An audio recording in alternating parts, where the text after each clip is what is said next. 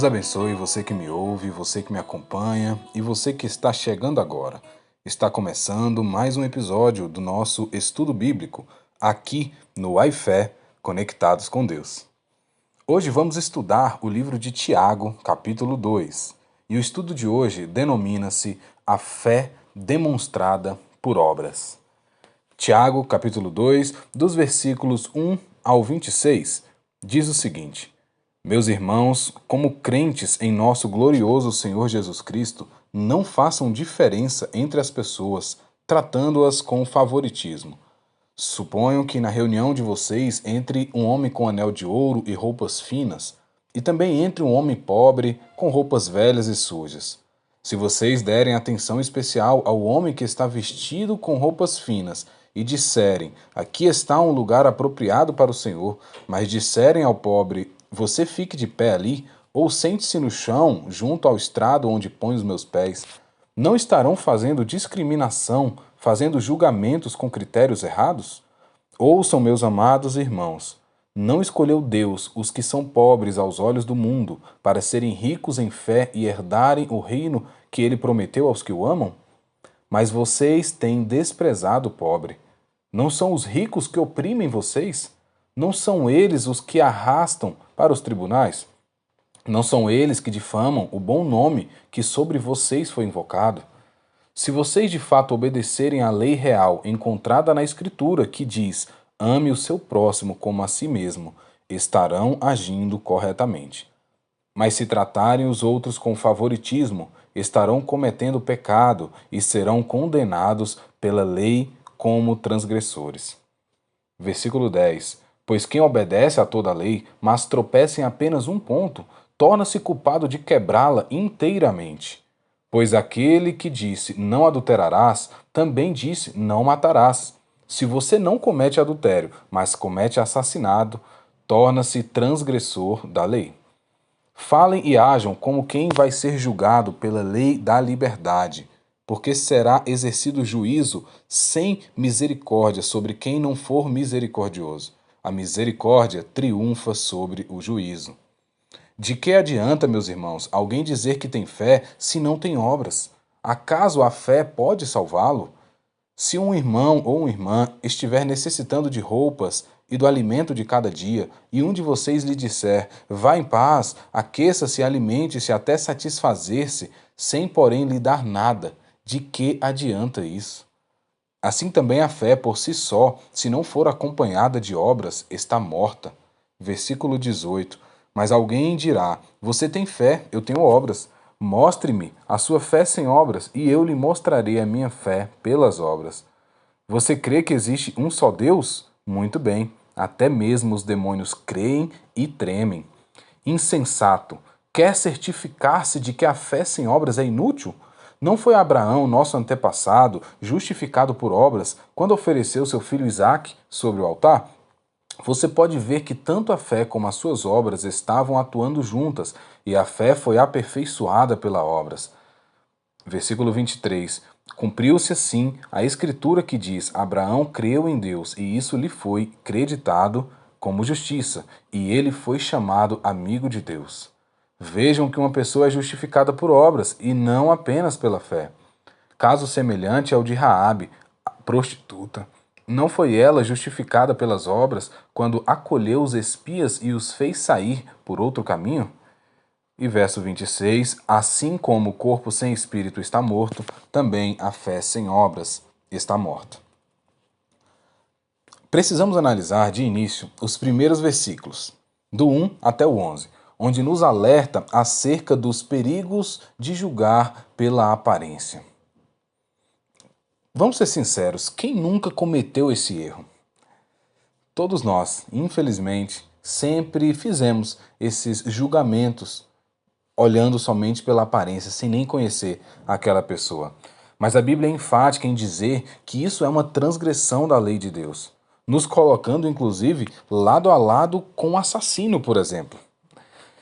Então, se você faz uma seleção de pessoas para tratar bem e discrimina as demais, está cometendo um pecado. E como nós já sabemos, já aprendemos isso, não existe pecado maior que o outro. Seremos julgados por Deus por essa atitude. Então devemos respeitar e tratar a todos com o mesmo amor, como o próprio Deus o faz, sem fazer acepção de pessoas. Já pensou se Deus nos tratasse de acordo com o nosso merecimento?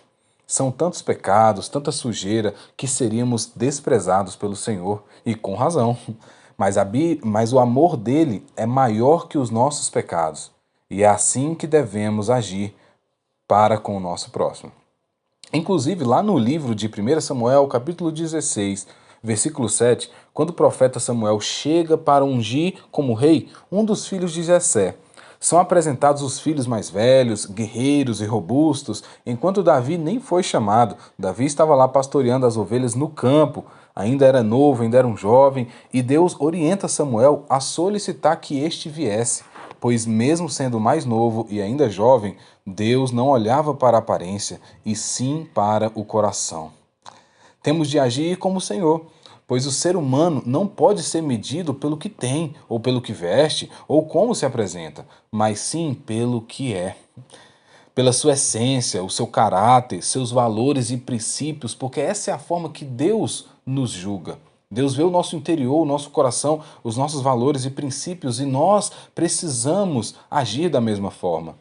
E Davi era um homem de caráter, de valor, tanto que posteriormente foi chamado de homem segundo o coração de Deus. Era um homem sujeito a falhas como nós, que pecou, que errou, transgrediu a lei, sofreu suas consequências, mas ainda assim foi considerado um homem segundo o coração de Deus pela sua integridade, pelo seu caráter, pelos seus valores, pelos seus princípios. E nós precisamos aprender com Deus acerca dessa atitude.